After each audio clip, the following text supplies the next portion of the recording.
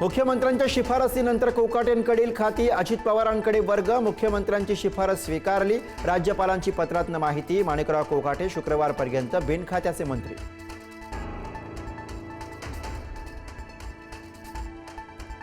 क्रीडा मंत्री माणिकराव कोकाटेंविरोधात अटक वॉरंट जारी. कोणत्याही क्षणी अटक होण्याची शक्यता. हायकोर्टाकडूनही तातडीनं सुनावणीस नकार. तुर्तास कोकाटे लीलावती रुग्णालयात दाखल.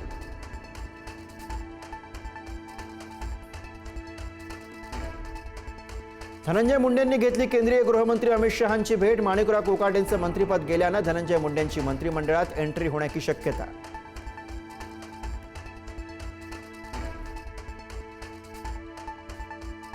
परळीच्या वैद्यनाथ मंदिर विकासासाठी अमित शहांना भेटलो. आमची भेट पूर्वनियोजितच होती. दिल्लीतील अमित शहांच्या भेटीबाबत धनंजय मुंडेंचं स्पष्टीकरण.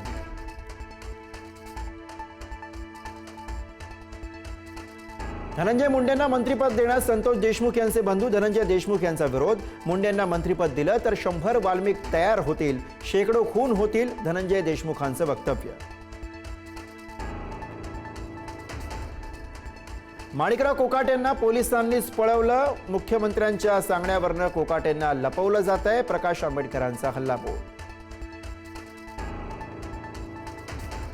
नवाब मलिकांमुळे मुंबईत राष्ट्रवादीसोबत युती नको. देवेंद्र फडणवीसांची अजित पवारांसमोर भूमिका. मुंबई महापालिकेत महायुतीशिवाय राष्ट्रवादीची तयारी. वाल्मिक कराडच्या अडचणीत वाढ. औरंगाबाद खंडपीठाने वाल्मिक कराडचा जामीन अर्ज फेटाळला.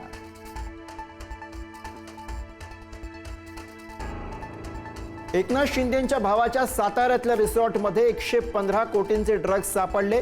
सुषमा अंधारेंचा आरोप. तर फक्त बदनामीसाठी आरोप. अंधारेंना दुसऱ्यांदा अब्रूनुकसानीच्या दाव्याला सामोरं जावं लागेल. शिवसेना नेत्यांचा इशारा. ऑपरेशन सिंदूरमध्ये आपण पहिल्या दिवशीच हरलो. माजी मुख्यमंत्री पृथ्वीराज चव्हाणांचं विधान. पाकिस्तानची भाषा बोलणाऱ्यांना जनता माफ करणार नाही. एकनाथ शिंदेंचा इशारा. तर काँग्रेस पाकिस्तानचीच भाषा बोलते. नितेश राणेंची टीका. 19 डिसेंबरला अमेरिकेत काही महत्त्वाचे गौप्यस्फोट होण्याची शक्यता. राऊतांची माहिती. पंतप्रधान मोदी आणि भाजप संदर्भात अत्यंत स्फोटक आणि अंधभक्तांना कायमची कोमात पाठवणारी माहिती समोर येणार. राऊतांचं वक्तव्य.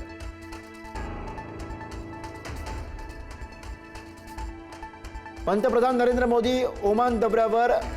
मस्क शहरातील विमानतळावरती मोदींचं जोरदार स्वागत. मोदींसमोर भारतीय संगीतावर सांस्कृतिक नृत्य सादर.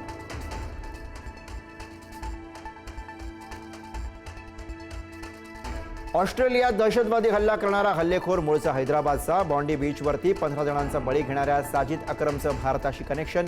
50 वर्षीय साजिद आणि त्याचा 23 वर्षीय पुत्र नाविद यांनी केला होता हल्ला. साजिदचा मृत्यू तर नाविद जखमी.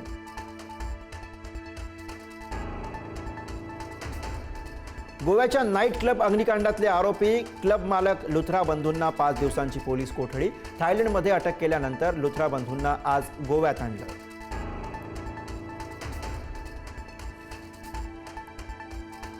चांदीचा भाव एका दिवसात 8,179 रुपयांनी वधारला. चांदीला प्रति किलोला 2,05,934 इतका विक्रमी दर. तर सोन्याच्या दरात किंचित वाढ.